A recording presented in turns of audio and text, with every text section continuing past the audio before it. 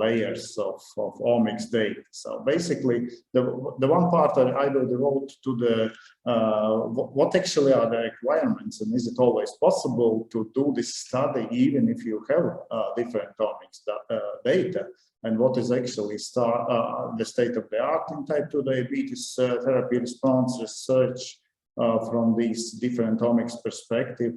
And mainly based with the examples from our projects where we apply different omics in type 2 diabetes research.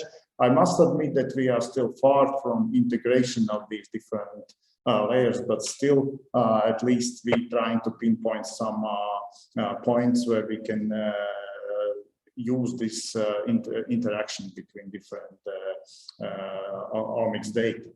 And of course, if you are talking about why we would need to do that, of course, that I think that was quite clear already from the previous talks, that the combination of different determinants, different factors that may influence are well needed to really identify biomarkers that otherwise cannot be seen just looking at a simple analysis at one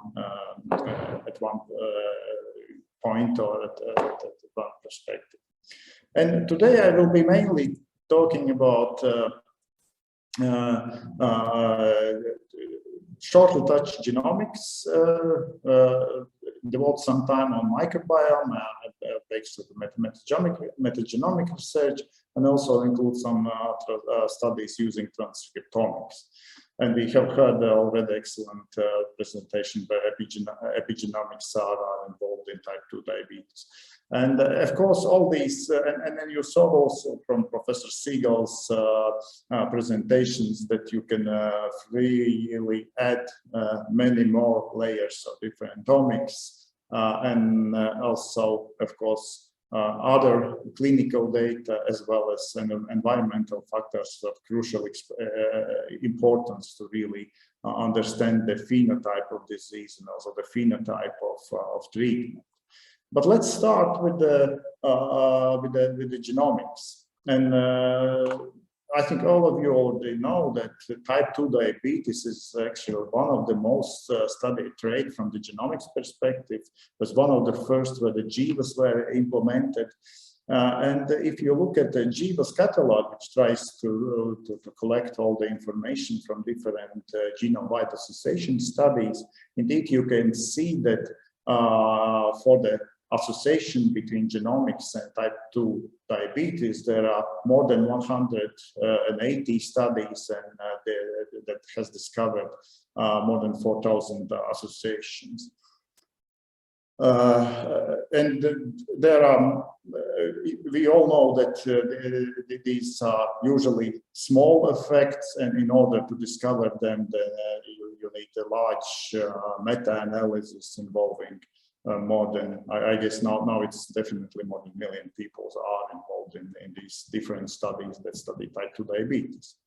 And actually this is striking when you try to look whether what kind of GWAS you have on the type 2 diabetes treatment response, because one would expect if you have such many patients, such many cohorts already studying type 2 diabetes, such there would be no problem to perform study also looking at the treatment response. And when we are just looking at two main, not exactly main, but two most frequent medications used for treatment of type 2 diabetes, actually we see that surprisingly there are really small number of studies here representing this type of GWAS in GWAS catalog, and actually from from this number 5, actually there are only 3 are actually corresponding to the real data in human, and for the sulfonylurea, these studies that are in the catalog actually even don't study the type 2 diabetes response. So basically, this is a still open area. We saw that there are new data coming in from Professor Pearson's group and the Medgene consortium, where there is a recent data on recent publications. This is not yet included on sulfonylurea, but still this is far much less than the studies on diabetes association itself. And this is not surprise that this is happening, because indeed, if you would like to study the drug response, you actually need different criteria. So that you need more careful study design, you need longitudinal cohorts to evaluate the drug response, and of course precise clinical data, which obviously is not present in these large studies that used associations with type 2 diabetes. But if we go to jump to the next layer of the microbiome, of course, we all know that the effect size of genetic variants are really small. And one may ask the question whether how it is in the different other types of omics. What about the microbiome? And you already heard from presentation of Aaron Siegel that actually the microbiome seems to be providing much stronger effects in relation to phenotype. And here it's still in a bioarchive paper, not yet published in a peer-reviewed journal, but interestingly, that when you compare these genomic studies with the microbiome studies, on general level, you always find that not for all traits, but still that microbiome outperforms the predictive power, the ability to predict the disease compared to genomics. And this you can see here, for example, if you are looking on type 2 diabetes, that there is this difference, what you can observe here. Interestingly, that for the type 1 diabetes, or probably also well-known determinants of this autoimmune situation is actually stronger determined by genomics. But nevertheless, on the global scale, it seems that microbiome indeed is much stronger predictor, and these are good news, because in this case you also, from the power perspective, may need less samples to analyze, which is actually something that is strongly impacting the research and finding the good associations.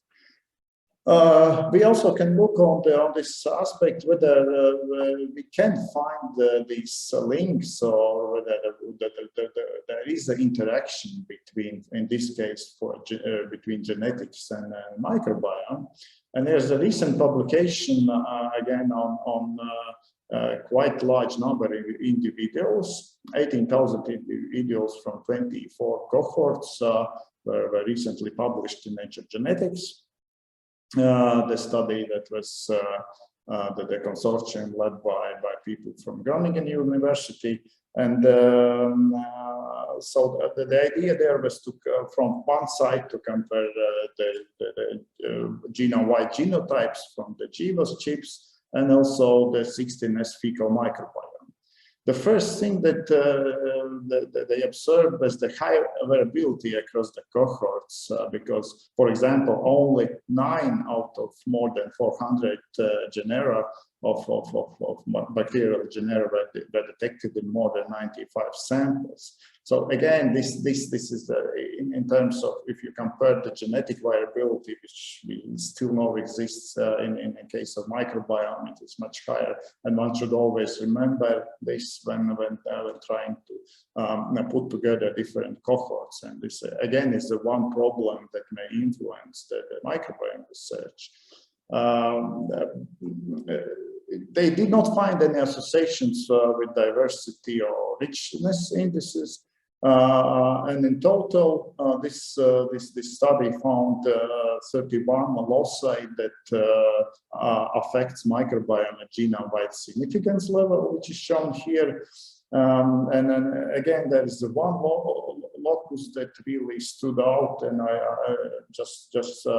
will spend a couple of minutes discussing that. This is actually the lactase gene locus that reached the genome-wide significance at very high level, 10 to the minus 20. And this is not surprise, because the best, strongest SNP signal is in a perfect linkage equilibrium with the functional LCT variant that actually determines lactose intolerance. And we know again that this is a very strong genetic effect. So basically, one lesson here is again that basically what you find trying to do this analysis on a global scale is you need to have strong effects to really find these association together. And here, for example, analysis showed a significant SNP-age interaction. And this picture, you can see that people over 17 years actually display this increase in bifidobacterium abundance known to be affected by the dairy intake, and this is in people that are lactose intolerant, compared to the other genotypes that are not. So you can see this. And of course, in the younger people, you don't see this because there are still lactase persistence in all of the genotypes. Okay, but from this we can learn that again, in a global scale, you need a large groups of patients, large group of participants to really discover some effects. Another aspect when you are using microbiome as one of the study elements is to remember that microbiome can be impacted by many things, and among them also medication. And actually, type 2 diabetes is an excellent example that has shown that already some time ago. And actually, this is very interesting because the first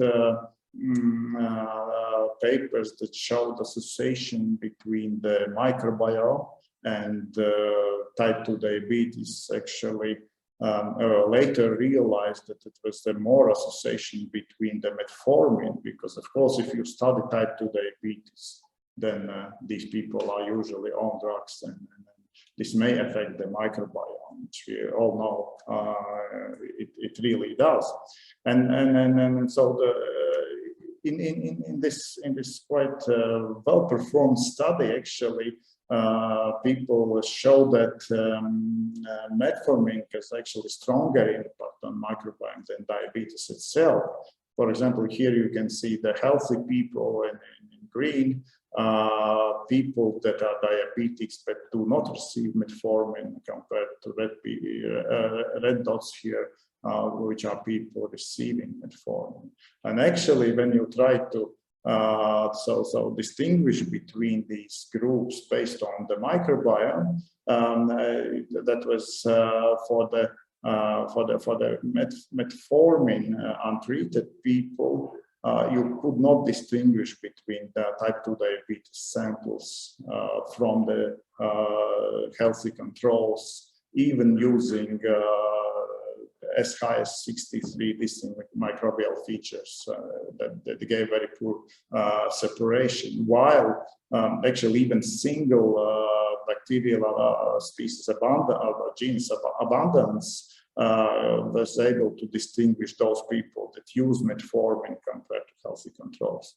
And also the study indicated that there are variability in richness when you compare these groups, and type 1 diabetes was included here, showing the highest richness to healthy controls, followed by healthy controls, and then people using type 2 diabetics using metformin, and then compared to those not using, compared to those that are using metformin. So basically, what we have identified from this part, that measuring the interaction between different complex features requires large sample sets. many features can be influenced by other factors that should be taken into account. And of course, the causality cannot be directly estimated from these association results. And what are possible solutions that we can use to really perform such studies on this, or even using the smaller studies size and so on, is basically selecting the very strong intervention factors that, for example, in our case, is treatment with metformin with eventually strong effects. We can apply, of course, the longitudinal design that minimize the influence of effects to specific individuals, so that we compare basically each people with themselves. And choosing short exposure times also help to minimize the influence of cofactors, as well as selecting targeted, clearly defined factors to study the interaction may also increase the study power. Now I would like to provide a few examples from our own studies, and I probably should not repeat this introduction on metformin, which is also already presented in the previous lecture. Indeed, metformin is the most frequently used medication in type 2 diabetes therapy, and many individuals still are not really benefiting from this, or even having the side effects from this usage, and this requires some evaluation. And to implement these strategic points that I just recently mentioned, we mainly try to design our research using the longitudinal cohorts. I will present mainly data from the healthy individual cohort with small number of participants, but with more frequent sampling among the whole study period, and also the all dimension study Optimate, where we have type 2 diabetes patients which are involved in study before the medication intake. And most importantly is that most of these studies we are able to collect samples and clinical information before the applying the medication, in this case mostly metformin, and then following it up with different time periods, maybe shorter intervals for the healthy people, while having more longer, like 1 week interval, and also 3 months and 6 months for the type 2 diabetes. This is a busy slide, but only to show that we are indeed trying to use different layers of omics here, starting from 16 sRNA analysis, metagenome analysis to study microbiome, also performing RNA-seq, DNA methylation, and genomics, to understand the other aspects of these interactions on different cohorts and subcohorts that we have in our study. When we are looking about the effects on microbiome on type 2 diabetes therapy, one of the crucial findings was that indeed the metformin is affecting the microbiome in a very short time. We were first to show that already in 20 hours, the diversity of gut microbiome in people using metformin decreases. And actually, we were able to show that this creates some niche for pathogenic species to evolve. And this is our hypothesis that and actually this has been shown and replicated by other studies that these pathogenic species indeed increase shortly after metformin use, and they may be responsible for the severity of gastrointestinal side effects, and that we have published already in 2018. Of course, the next question is whether we can predict from the microbiome in drug-naive patients, if we can predict the efficacy of type 2 diabetes therapy. And here we use the samples from the Optimate study. And indeed, as you can see, using the discriminant analysis, we were able to find the microbiome features, set of the microbiome features that very well separates responders here compared to non-responders. Among the bacteria that did this discrimination with Clostridium barleti, again, something that is indeed, even though our sample size is rather small, this is a bacteria that is always replicated not only in our studies, but in other studies, showing that these microbiome effects are actually much larger, and basically meaning that you indeed can perform studies also using smaller sample size compared to the genomic effects. So of course and then in non-responders group we saw that the increased abundance, for example, of Prevotella copris, other enrichment of other bacteria were something that correlated with this effect of not reaching the therapy goals.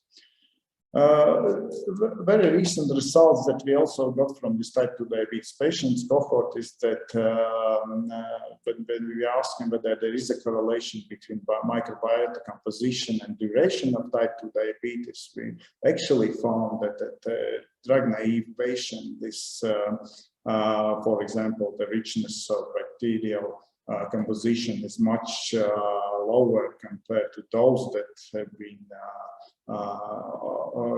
with the type 2 diabetes diagnosis for 7 years. So mainly we think that this is connected to the fact that the treatment of type 2 diabetes actually improves the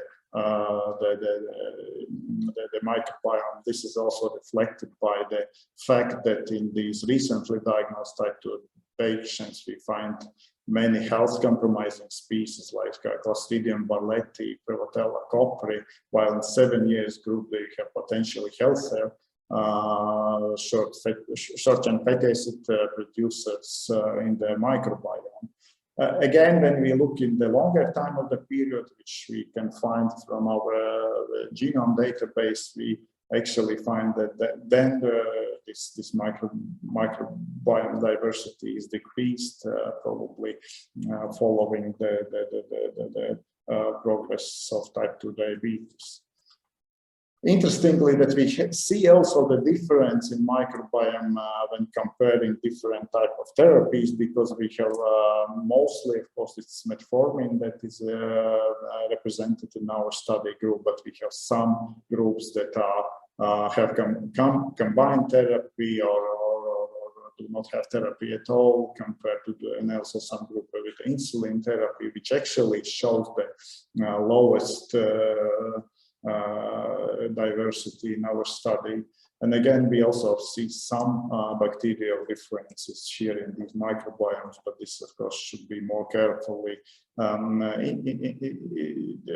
interpreted using some additional factors.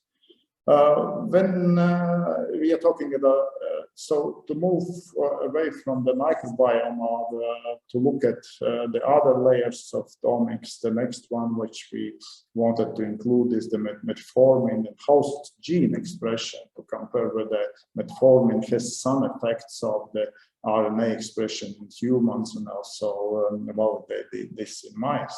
The first of the most interesting results that we have is actually that we saw the strongly influenced expression pathways that were highly subject-specific in meaning that we found that them in some individuals. For example, which was quite surprising, that we saw that metformin activated the insulin production related pathways, in this case in 2 subjects, but with very strong all genes that are involved in MODY and type 2 diabetes pathways were overexpressed, which is quite not characteristic to the main metformin type of action in humans, and probably displays and shows that this is still more phases of metformin action can be found.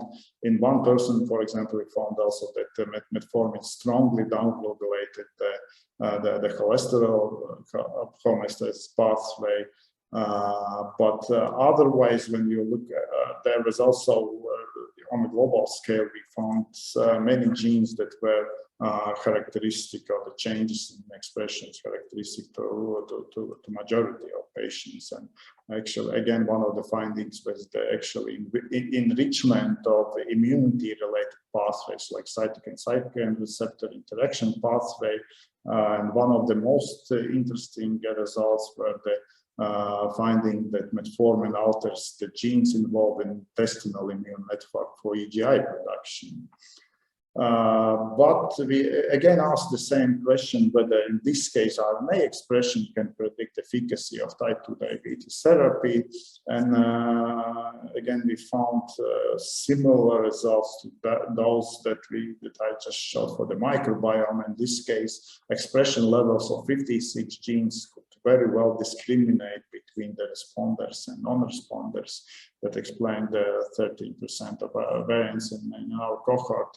And again, this is something that, of course, we would like to test on other cohorts and looking for the collaboration as well, which is actually not that easy to find because there are not that many people studying gene expression in type 2 diabetes therapy response. Again, there are quite many related genes that we can find related to the metformin function. And again, one of them is the mitochondrial, the downregulation mitochondrial genes or upregulation of insulin receptor gene that may be related to metformin action. And this actually finding that we found that changed secretory EGI expression led us to propose new levels of research. And this is where the interaction with the microbiome can be of very great importance, because we indeed found that not only gene expression is affected, but also we could measure that in people using metformin, the intestinal EGI levels are increased in both the healthy and type 2 diabetes cohorts. We in a way we replicated this also in mice, and finally now we are performing study to really see whether this this interaction whether this expression can influence the microbiome. And this is probably one of the ways how the metformin interacts with the microbiome and can also provide these beneficial effects for the type 2 diabetes treatment. And this is something I hope we can report in the nearest future. And finally, one of the last results that we found, which again is towards the interaction between different components of the different omics and different composition of different factors, is that we hypothesize that microRNA could probably be one of the factors that may influence the microbiome. And the first that we wanted to test, and this is still done in mice only, that whether the metformin affect microRNA expression in intestinal mucosa. In this case, we did not find any significant changes in microRNA expression as a function of metformin treatment. But then we looked further whether when we are analyzing fecal microRNAs and comparing them with the metagenomes of the whole microbiome, whether we can see some relation. And actually we found some very surprising results that actually some microRNAs, for example, here the microRNA 38.5p can very well distinguish between the it has strong positive correlation with Firmicutes representatives and negative correlation with Bacteroidetes numbers. So basically an opposite, that there are a number of other RNAs that correlates with the abundance of Firmicutes, while they are decreased Bacteroidetes members. So this is something that we are now testing in humans, whether we see the same results here, but again, maybe finding the link between how the microbiome is regulated from the host side. And finally, the conclusions from all the studies that we have performed, that we probably can establish new research directions. And one really interesting way to go is to indeed, I don't think we will be able to find something on a global scale with the genomics, but if we know these rather strong effects from the genomics point of view that are discovered by MedGene Consortium and previous studies, we may use these genotypes as modifying factors for microbiome to study microbiome-mediated metformin efficacy. We're already studying how the secretory GI changes can affect microbiome. We are evaluating the potential of intestinal microRNA to regulate microbiome composition. And another study which I did not have time to present is the evaluation of the blood microbiome and metabolome as predictors of treatment response. And then with all of these, I would like to show that when you choose the proper targets and are studying stronger effects, it is indeed possible to find interesting results also in smaller groups. And finally, I would like to say thanks to the Human Genetics and Molecular Medicine groups, medicine group here that performed this research. Okay, thank you. Yeah, thank you very much. So the first session is closed with this presentation, and we now have a lunch break, and we will back at 1. It is local time in Latvia, so 55 minutes for lunch break, and then we are starting with presentations about different actually omics, and I hope this first part of our seminar showed you how they can be really useful in research in different diseases, and especially in metabolomics, metabolic these diseases that is a focus on this